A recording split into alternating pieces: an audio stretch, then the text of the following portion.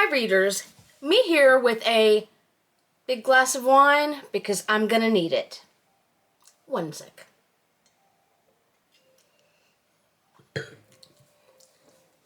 I just finished my Sweet Audrina by V.C. Andrews. And let me tell you, V.C. Andrews is fucking brilliant. Now, if you have not read this book and you don't want spoilers, stop now. If you have read this book, or if you don't mind spoilers, come along with me, because we are going to go on a bit of a ride.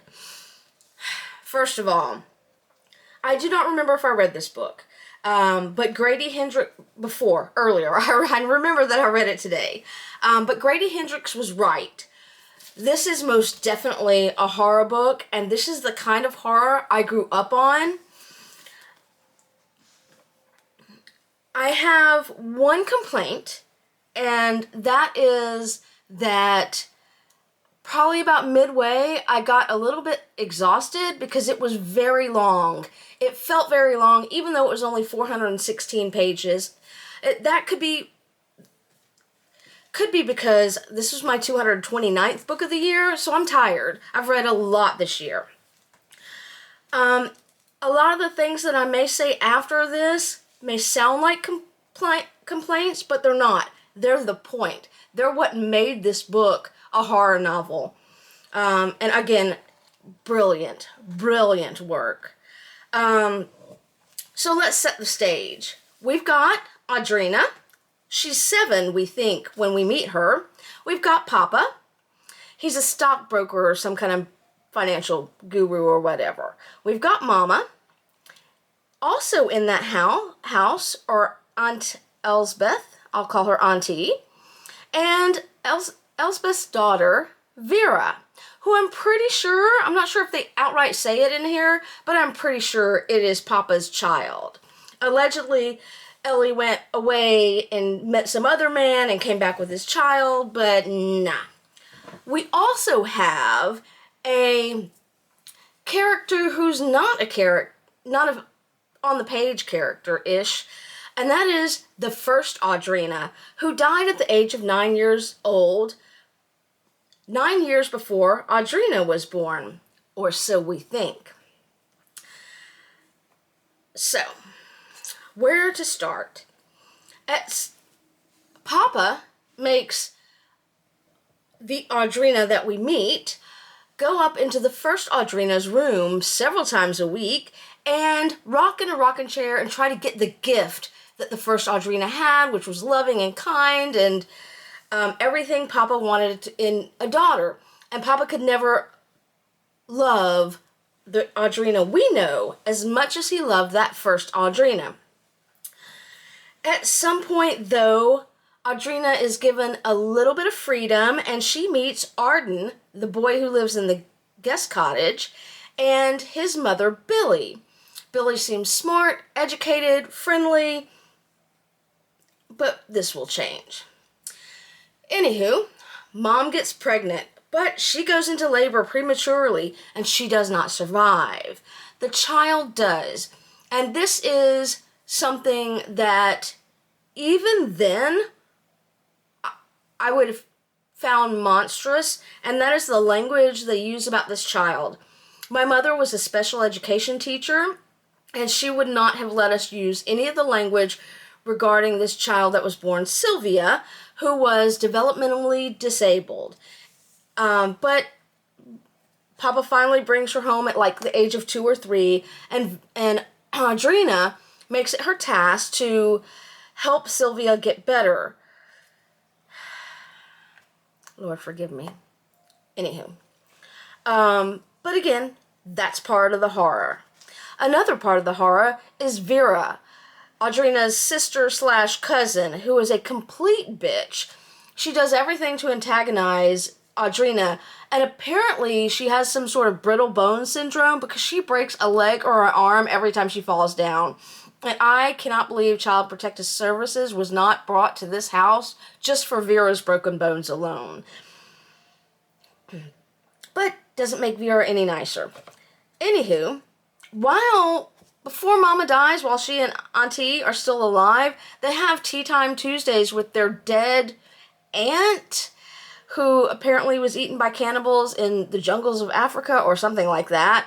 And in those meetings, this is hilarious, they say the most vile things to each other. So it's kind of not surprising that Vera and Audrina would always hate each other if the two sisters that there were their mothers said those things to each other.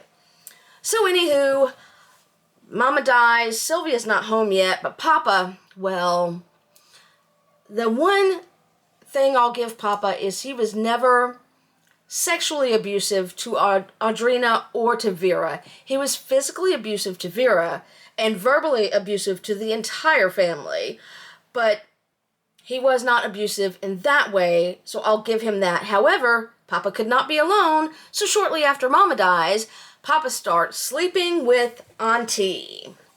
So that's great. This is very incestuous, as you'll see. Audrina has a crush on Arden, and, they meet, and she meets with his mother and him weekly, and she finds that his mother used to be a world championship skater, but lost her legs due to diabetes. Then, Auntie is always trying to tell Papa she's going to leave him and she wants the money that she thinks he owes her. And suddenly, she falls down the stairs and dies. Not long after that, Audrina somehow makes it to 19.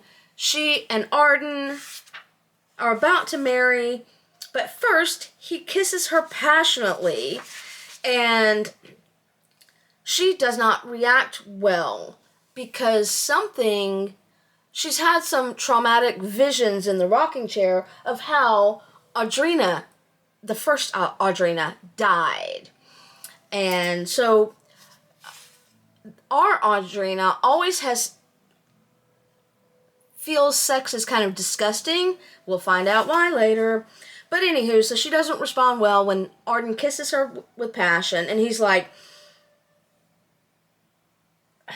"Are you going to be a pushover? My mother was like that. I was hoping you'd be different, and that would prove to me that what we have now might last forever." And what I wrote in the book was, ugh, these men. Because Papa's a cad, we know that. But all this time, we thought that Arden was the good guy. Arden, folks, not a good guy. Alright, so Elspeth's dead. Audrina and Arden get married, even though he's a dick. And they go on their honeymoon for like 3 days. When they get back, lo and behold, Billy is now living in the house with Papa. Billy, who was so accomplished and so smart, and even after having lost her legs, still very capable and what I thought was an educated woman. But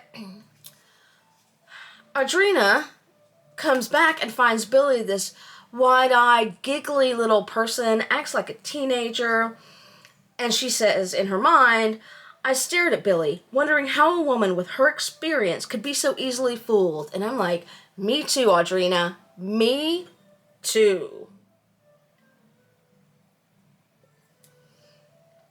So now, obviously, Papa is sleeping with Billy.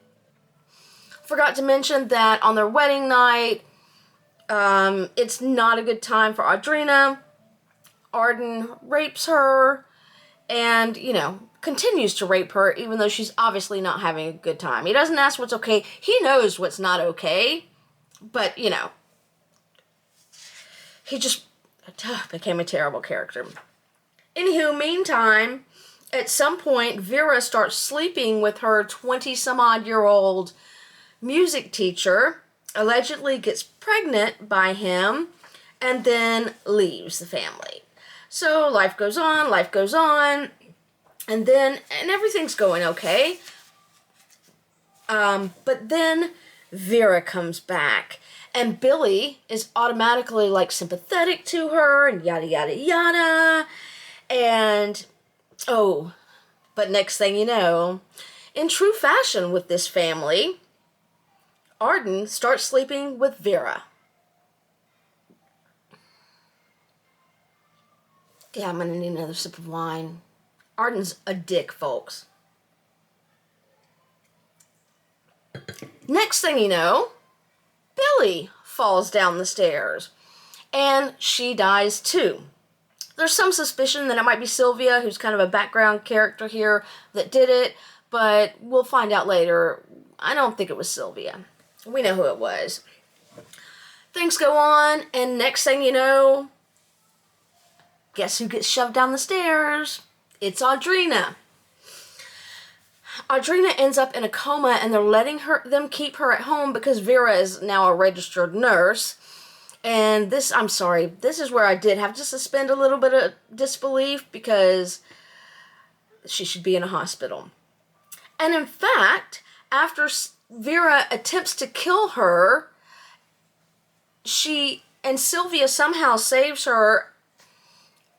Audrina comes back out of her coma, and she is taken to a hospital.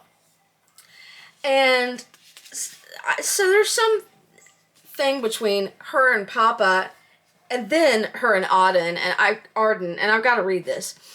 So, you know, they're talking about Sylvia hates Vera, and then Papa tells Audrina, "You really can't blame Arden for what he did with her, Vera. Many a morning at breakfast, even before Vera came back, I noticed how unhappy he seemed. I could tell his nights with you left much to be desired, and it pleased me. I confess that." What? What? The literal? What?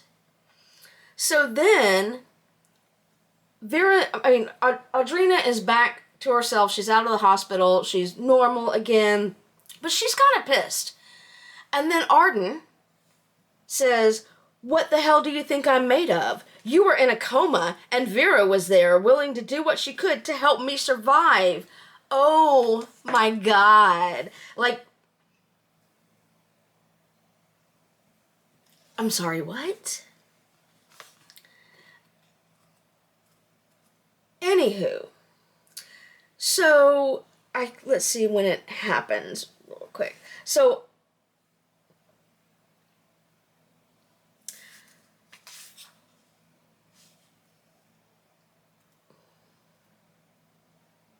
okay, so I just wanted to make sure I got the timeline correct.